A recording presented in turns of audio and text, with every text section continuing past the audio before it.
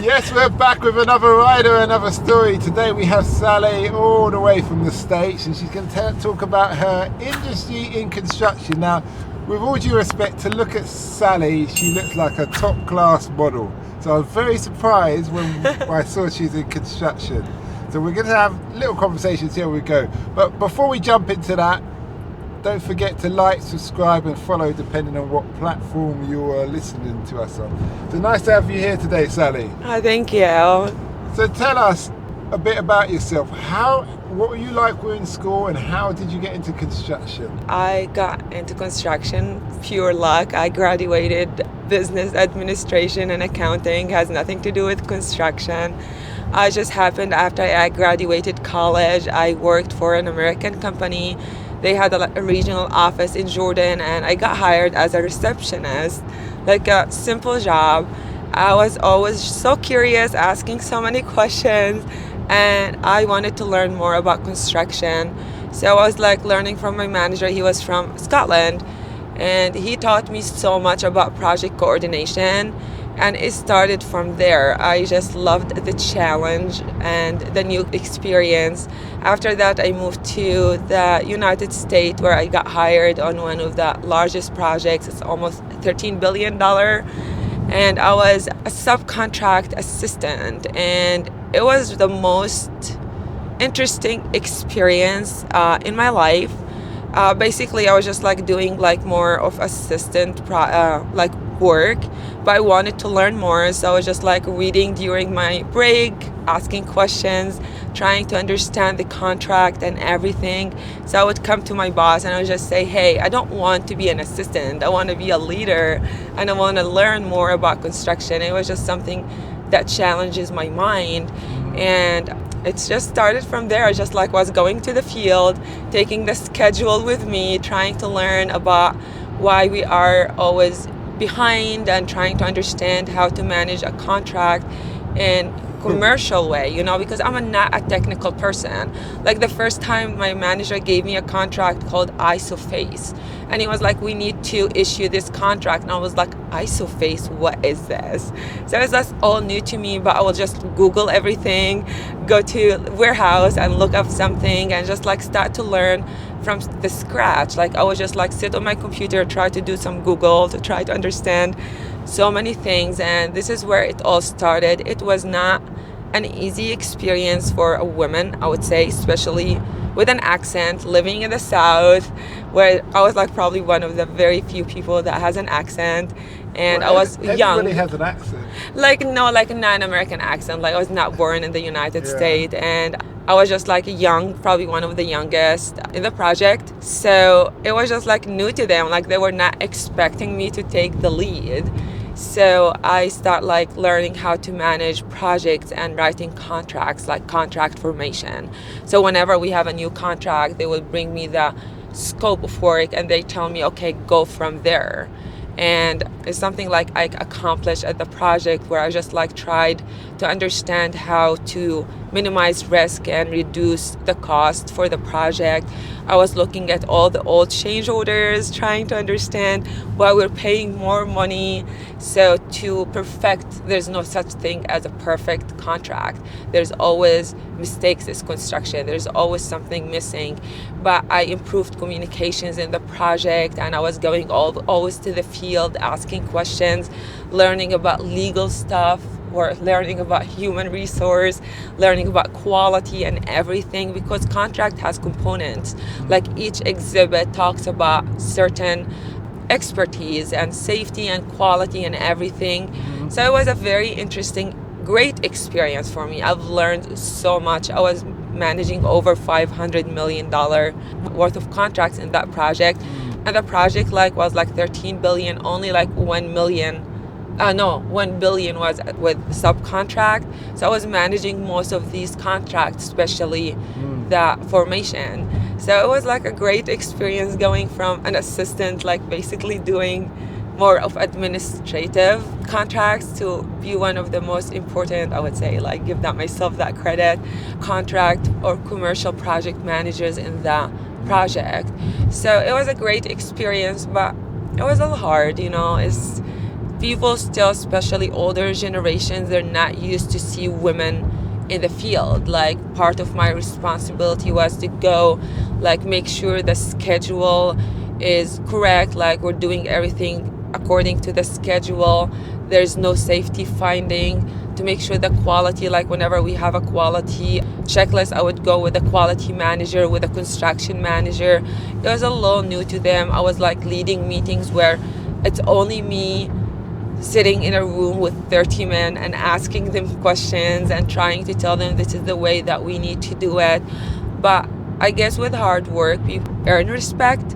And this is like, it was a process. It was like a long process. It was not that easy, but I think I did it. So, without telling us the site, what was the project you were working on, some of the projects?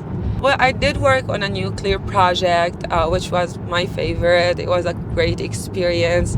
And I did work on a combined cycle, which is more of faster turnaround. For the nuclear project, is still like ongoing, so it's like takes longer because of all the regulations. For the combined cycle, it was like more of a 2 years. Usually it takes two and a half years to build a combined cycle and get it going. So that was the only two projects that I was on site. It was just a little too, like, it was hard, you know. What's a cycle, combined cycle? What's that? It's basically like there's different way for generating powers. Okay. Yeah, it's basically like I work for the power industry, and like you generate power from fossil or nuclear or oil and gas. So I was just trying to be like on different sites to learn the different experiences, but it was too hard for me after. I was like, okay, I just need to go to a corporate office. I still do the same, but I just like do it on a like remote like corporate office. You spoke about dealing with 30 men on the site. How did you earn their respect? Oh, it was not easy. Like, I had to show them that I know. Basically, you always earn respect because in the end, we are all one team. So I had to prove to them that what I talk about is correct. This is what needs to be done. And if I'm successful, you are successful. Like, it's a success for all of us. So when I come to them and I explain, hey, like, we are going to issue a contract, like, we don't have the design 100%, and you expect the subcontractor or the bidders to give me pricing, but this pricing is not going to be 100% correct because the design is not 100% complete. So I was trying to make few changes on the way that we write the contract to try to minimize the risk. So when I start talking to the project managers, I start speaking to like the engineers, the construction managers, they all saw that, okay, she makes sense. This is really needs to be done. Improving communications is one of the best things that I've learned when you are working in large projects. We're talking about 6,000 people, and we had like a corporate office that they help with the contract formation, and they are not even on site. So the lack of communications always, I think, like one of the reasons why the contract was never like correct. Like, not, I'm not going to say correct, but it was like always there's so many missing parts, and when we go for bid and we expect the bidders to give us pricing, they will just give us much higher price or lower price because the scope is incomplete. And then once we mobilize the sub on site, we realize there's so many missing components. That's our fault because it was not in the contract, and bam, we're hit with the first change order. And when we get like asked, hey, we need more budget, everyone goes like, wow, you did not like expect this to be like part of the contract. So this is where I think like I gained the respect from the managers, the construction managers, because I was like trying to make them understand that we need to minimize these like the risk by understanding before we execute a contract. We need to communicate as much as possible. We need to meet with our bidders as many time as possible because they are the expertise. Like once they come to the site, we go over the scope, we go over everything and make them understand, okay, can you give me an idea what is else needed that you for you to give me a firm price. So they always like come up with more thoughts, like the more questions that they ask, the more like brings up another idea what we need to put more towards the contracts. So the more communications that we've done between our different teams with the bidders, I think it helped us so much to understand how to put a contract all together, trying to minimize the risk. And I think this is where the project managers and everyone like, okay, she speaks like logic, and eventually like they start to give me more work, like, okay, she knows what she's doing, we need her to work on this complicated contract. Because everyone does not want to get hit with a change order after we execute a contract and you go, hey, we need $100,000 or $50,000. It's so hard to sign it because we go with a budget and no one wants to exceed the budget, especially like you can like expect to exceed a little bit of the budget, but not by like hundreds of thousands, and this is when we don't make money. So it's kind of like worked like that. If you could do it all again, what would you change and why wouldn't you, and what would you leave as the same and why? I think I've done everything I possibly can, honestly. I was working so hard, like it was like I was so obsessed with getting things done because it was like a huge accomplishment for me in my head, and I don't think I would have done anything different because I believe that I've done everything I can, and everything that was outside of my control is outside of my control. It just was so hard for me to climb the ladder. I did not get the promotions that I deserve because, again, I don't want to say because I am a woman, but I'm sure it has something to do with it. Because I feel like if I was a guy and I've done the work that I've done, I would probably be like on top. So when I felt like not being as appreciated, I was put under some pressure sometimes. The last project I worked on, it was a little hard. Like I was under so much pressure. Like they would try to say the way you dress, the way you laugh, you are always on your phone. And I was like, hey, look at the outcome, what I do for the project. Do not sit and watch what I do when I sit down. It's just like my personality. I'm all over the place and this is how I work. So it was like I was put under so much pressure and I just could not handle it mentally, and I did not feel as appreciated, not from everyone. I was appreciated from so many people. And then I just realized I don't want to be in the field. It was just like a little too hard, you know. Was there other people from your cultural background there as well as women? I think there are, like in the U.S. everywhere. No, because but like the project that I was on, no. No, there were some Colombian. The last project that I was on, but there are not so many women. Like you would find some engineers. We had like 2 project managers, like they were women, lawyers, like, but not like you will not see so many girls in the field. It's still, I mean, it's hard for men too. Like I've witnessed. That's why I have so much respect for any man who works like a hard hat. It's a very tough. People don't give them the appreciation they deserve. Like they start work at 5 in the morning when it's cold or it's super hot. Like in Georgia, it would be like 105 degree with almost 75% humidity. I would just like almost like have a heat stroke just going for my 30 minutes walk. And these guys work for 10, 12 hours and they don't get the appreciation they deserve. Like you would not have water, you would not have power if it was not for them. So I know it's not an easy industry, but no one really talk about it. Like they talk about cops or nurses. For me, it's the same. It's just as hard, as complicated. It's as dangerous. We lost people in the field because of sometimes like some safety. What kind of issues were they? Because obviously you're working on a massive site, and construction industry statistically has the highest deaths. It does have every year in any industry. I mean, like we worked so hard with safety.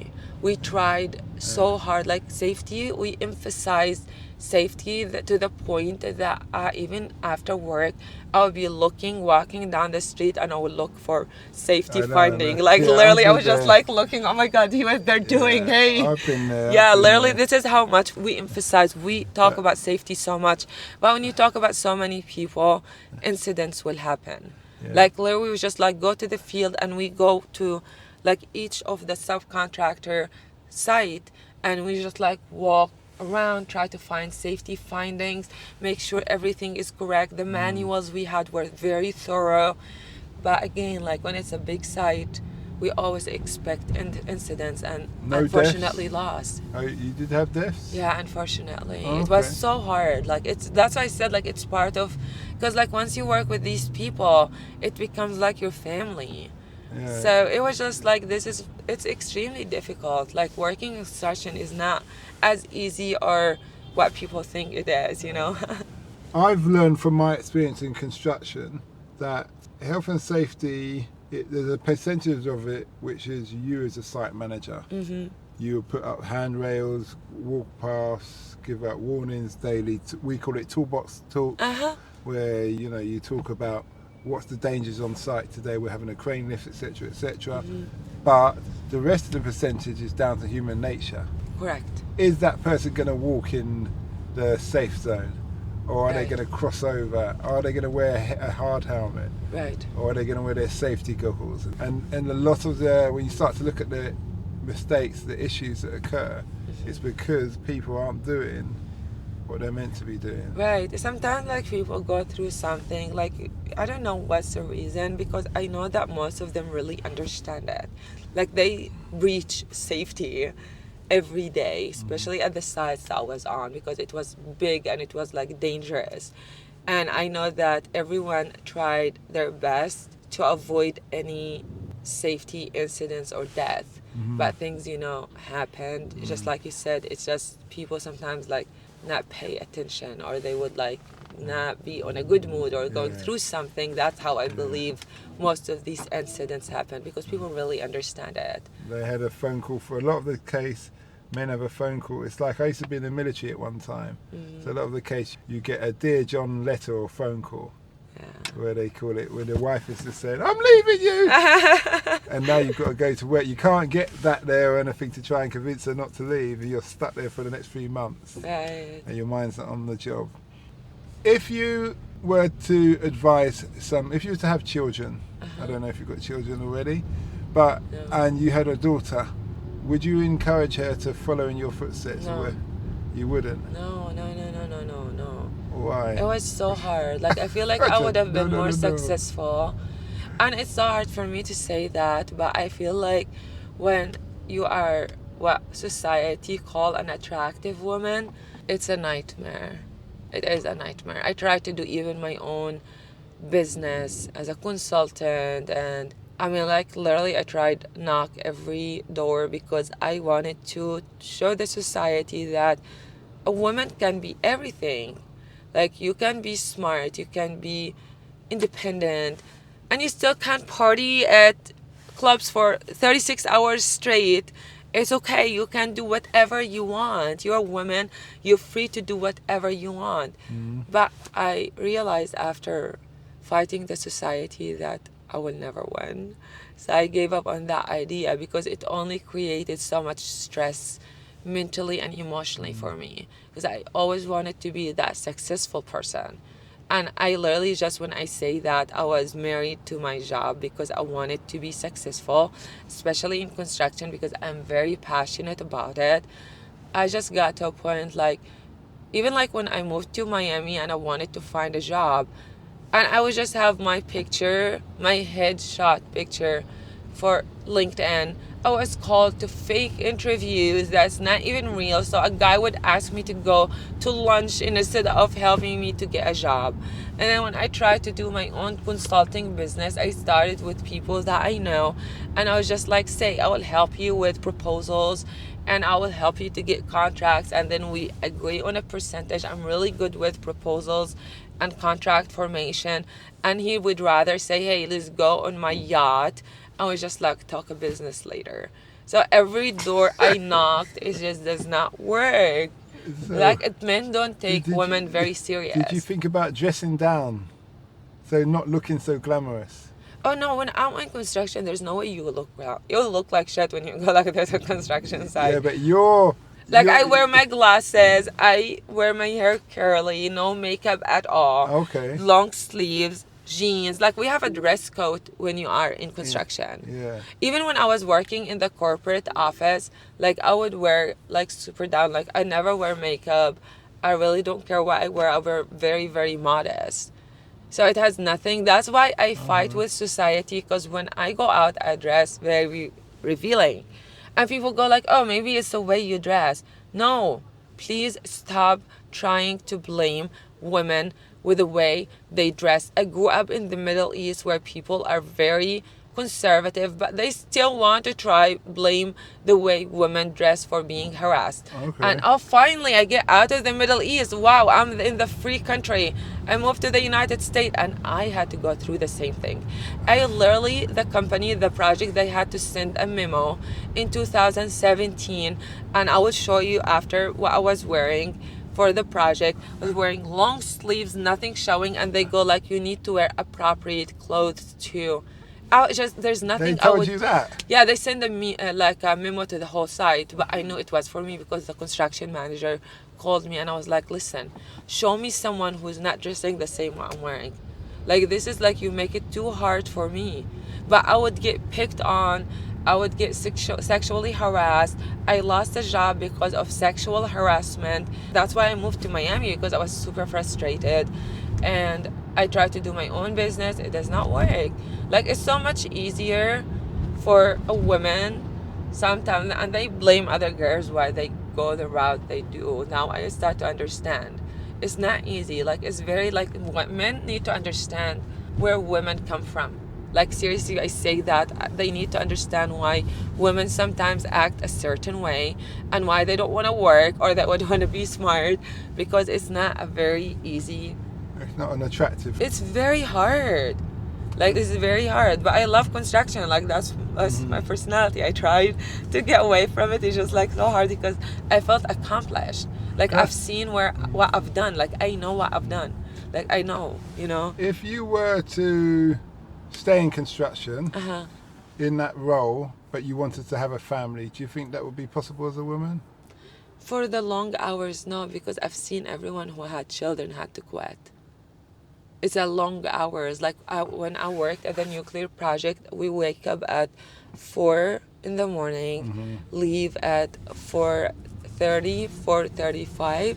So we are in the project around 6 a.m. because we clock in and out.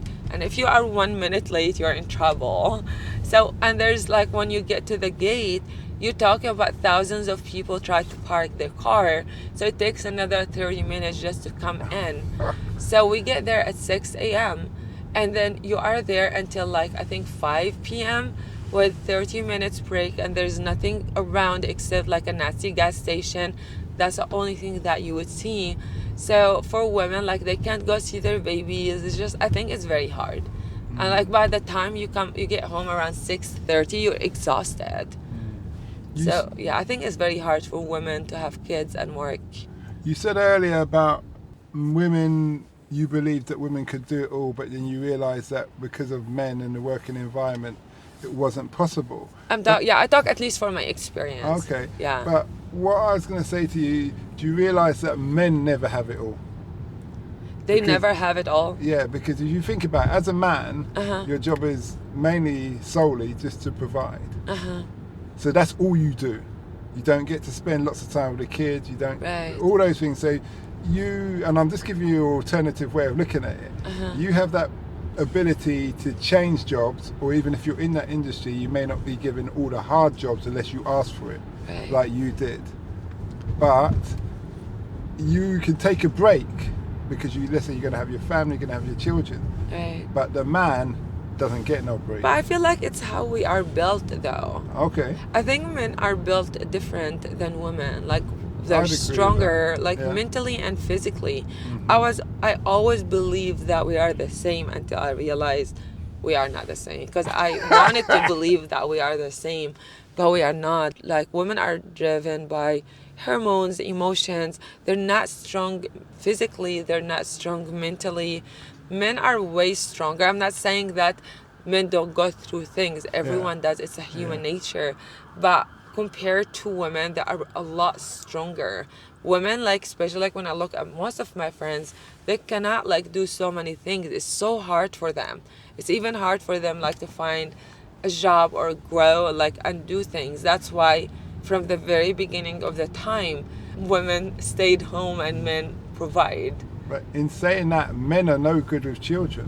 We're good with children to a certain point. Right. But then, but if you notice, if a man was sitting with a child and women all came into the room, I guarantee you one of those women usually take the baby from him. Right. Like, he's not meant to have the baby. Do you see what I mean? Oh, come here, you know, and then they pass the child around and he'll just be left sitting there. Yeah. Do you see what I mean? So that's kind of the reverse of when you go into construction. Right. Not saying it's right, but I'm just saying it's that natural instinct. It is not. Yeah, it's not like, I think eventually we will get there, but it's still new, you know? It's not what people are used to. And I don't think so many women are interested in it anyway. That's true. So you tell us, it's been a very interesting conversation. How do you find London in comparison to where you live now? I love London. I love Europe. I love London. London is one of my favorite cities. It's so beautiful. People are super kind and sweet. It's so easy to make friends. Like, I made so many friends from my last 2 visits. Yeah, it's a great city. And when you moved from Jordan to America, the cultural differences, how did you find, was it a cultural shock for you? Yeah, absolutely. Because Jordan's quite liberal though, aren't they? It is liberal, but it's still like the country is so tiny and small and everything was so different. So it was just like everything was new to me. Like, it was like so different. What was the biggest hurdles that you found that you had to get over to adjust to? I'm very easy to adapt cultures. Like, it's not hard for me. Like, it was not really hard. It just like was new. Like, I got used to it fast. I just like start traveling all over the US. I tried to learn the history and everything because I did not want to just get a citizenship for a country that I don't feel like I belong there. So I just like traveled all over. I had to fall in love with the country and I wanted to feel this is where I belong. So it was like a journey, and I feel like it's home now, you know? Beautiful landscape. Yeah, it's absolutely beautiful. So much to see. Every state is a little different. So it's very interesting. Beautiful country. Nice people. If you could move within America, would you stay in Miami or would you go to another state? No, I stay in Miami. Miami is my favorite city in America. So what does the future hold for you? That's hard because all my plans now is not like I have to come up with new plans because I told you like my plans was like to do my own business in construction. Now I have to just like try to switch to something that's easier for me as a woman to do. I don't know. I think eventually I want to move to Europe though because it's much closer to my family. And I don't know. I really don't think so much of the future. I just go with the flow now. You spoke about fake interviews. I've had some very interesting stories about Miami. Was it LA or Miami and fake interviews? Yeah, Miami is where, it's a little different. Where people are being basically propositioned for interviews. No, it was not that bad. It's not that bad. No. Okay, No. this girl. Because it was like legit companies. Okay. Yeah, no, it was not that bad. This woman told me a story. She's from Britain. She said she was in LA. Yeah, it was LA because she had just finished doing a film project, and then her visa was coming to an end. But she got another job, so she can renew her visa. So she went for this job, and then as she walked to go into the offices, she's walking through the corridor, and everybody's looking at her strangely. And she thought, why are they looking at me like that? And she went into this office at the end, and there's a man, and he said, listen, I'm not interested in employing you. You look nice. I'm really attracted to you. You haven't got a job. How about I pay for a flat and everything, and then I come around and we just have a happy time? Wow. Yeah, I believe that. Miami is not as bad as people think. It's just like the way that you choose your life there. Okay. Yeah, I love it so much. I have wonderful friends there. Mm-hmm. I don't think it is as bad. It's just like how you choose to live your life. Have you considered, because you seem like you know your stuff in construction from what Mm-hmm. you're speaking. Obviously, I'm speaking as a ex-construction professional. Mm-hmm. And by the way, what you do in America here would be called as civil engineering. Uh-huh. Yeah. Have you considered having a partner in construction, but someone who's, let's say, face fits, that you own most of the company? I did try to work with a guy who has a general contractor license in Baltimore and Florida, where I help him to get the company going in South Florida. But his expectations from me, it was a little bit higher than what I can do, because I have a full-time job. I don't have someone to help me. I'm like an independent person. And the expectations to run an office with a full-time job is almost impossible. So I just like felt it was like too much pressure for me and expectations that I cannot meet, because I cannot go meet people or like network or go to the field when I have a full-time job. So it's kind of like, it was an idea, but I did not, like, I was like, okay, I cannot do it. It's just like harder than I thought.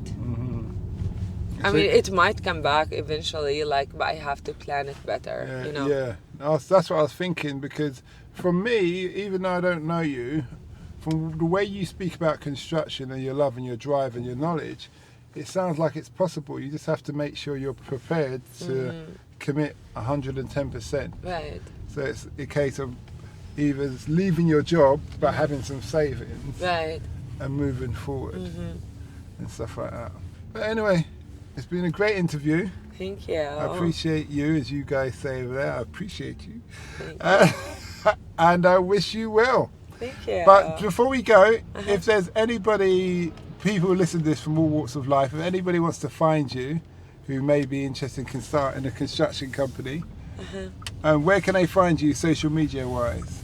I will send you my social media and you just send it to them, but not online, because Okay, no that's on a problem. private account. Okay then.